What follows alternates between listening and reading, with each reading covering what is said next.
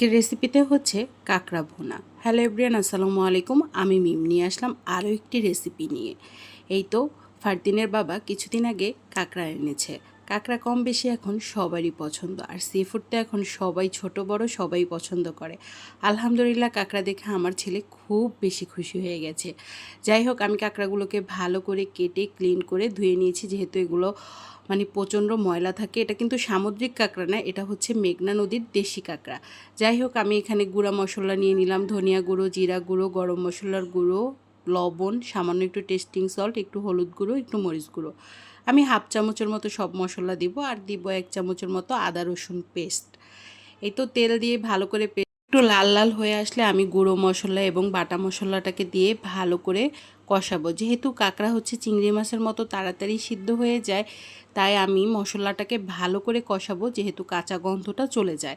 এখন আমি দিয়ে দিব 2 চামচের মতো টমেটো সস, হাফ চামচের মতো সয়া সস। এখন দিয়ে মশলাটাকে আমি ভালো করে কষাবো যতক্ষণ না পর্যন্ত পুরো মশলার গন্ধটা কেটে যায়। তারপর আমি ধুয়ে রাখা কাঁকড়াগুলো দিয়ে দিব, দিয়ে এখন শুধু মশলার সাথে ভাজতে থাকবো। এটা যত ভাজবো তত স্বাদ বাড়বে। আর আমার এই কাঁকড়া ভুনাটা আলহামদুলিল্লাহ আমার পরিবারের সবাই খুব পছন্দ করে।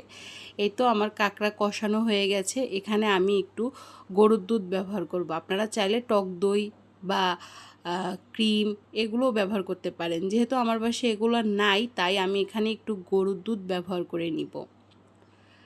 গরুর দুধ ব্যবহার করলে কাঁকড়ার স্বাদটাও বেড়ে যায়, ঝোলটা খেতেও মজা লাগে, আর কাঁকড়ার একটা স্মেল থাকে ওইটাও চলে যায়। এই তো এখন আমি ভালো করে মশলার সাথে ভালো করে কষাবো, অল্প অল্প পানি দিয়ে এটাকে প্রপার রান্না করে নিয়েছি। এখন একটু নামানোর আগে আমি ধনিয়া পাতা দিয়ে নিব।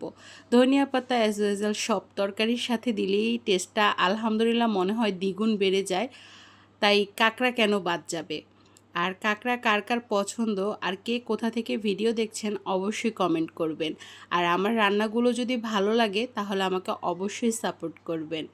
আজকের জন্য আল্লাহ হাফেজ।